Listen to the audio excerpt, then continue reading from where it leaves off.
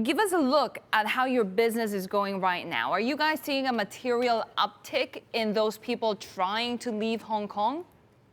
Oh, definitely. So you understand that our business is very seasonal, and this is the slow season of the year. Usually we're just waiting for jobs to come in, and it's very slow in February. This February is one of the busiest months we've ever had. It's just unheard of and unprecedented.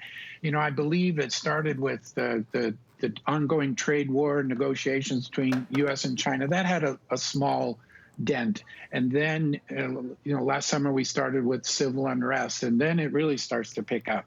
Then about October, and that really started to affect our business in, say, October, November.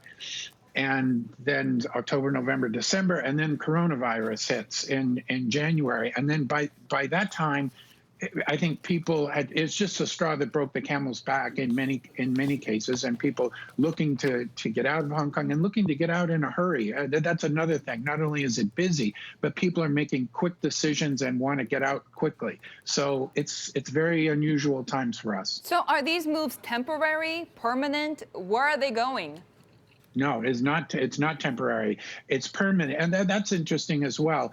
We in our business we have traffic lanes, certain channels which are popular channels. So Singapore is one, New York's one, London is one, and so these are where we see most of the business going, and we're seeing a lot of that. But we're also seeing it going to places that I would have to think are hometown. So let me get Adelaide or Naples, Florida, or Barcelona or something. These are different destinations than we normally see, and it seems to us that people are, if they can't get a transfer back to their head office, they're retiring or maybe going home and gonna take some time off and go back in the workforce later. So that's another interesting facet that we're observing.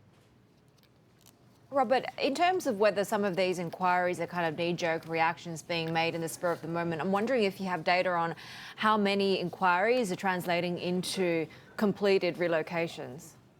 Well, we keep very close track of that, and about 50% of the inquiries that we get turn into actual jobs. And we're doing 25 surveys a day, maybe. So we're doing maybe 15 jobs a day. That's a lot. That's quite a bit. Yeah, and tell me, inevitably, of the other side, are you seeing a decline in incoming jobs? Oh, it's just completely dried up. I mean, we are seeing very, very few. I won't say none, but it's close to none. So this is just not a good time, to be asking an executive or a family, especially a family with kids, to be relocating to Hong Kong, unfortunately. Yeah, especially with those schools being shut down, right? International schools now bracing for these exodus of families. So what are people telling you as they leave the city as their key reasons for not wanting to stay in Hong Kong? I think the school is probably the most impactful one, because if it's the virus, a lot of people would say, well, this will come and go. We'll get past it. There's been viruses in the past.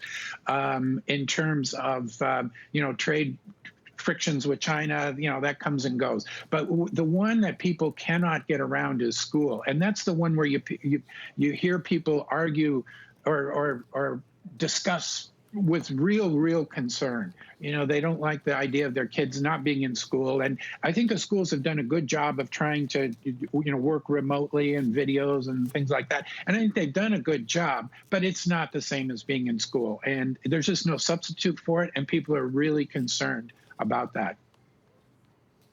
Robert, I'm wondering what this means for future planning and strategy for your business then. Once the, short-term people moving out subsides, do you see any sort of change in strategy or focus on different parts of the Asian market? Yes, fortunately, we're in 18 cities, 14 countries. So Hong Kong is a big market and an important market for us, but it isn't the only market. And other markets are faring better than Hong Kong relatively.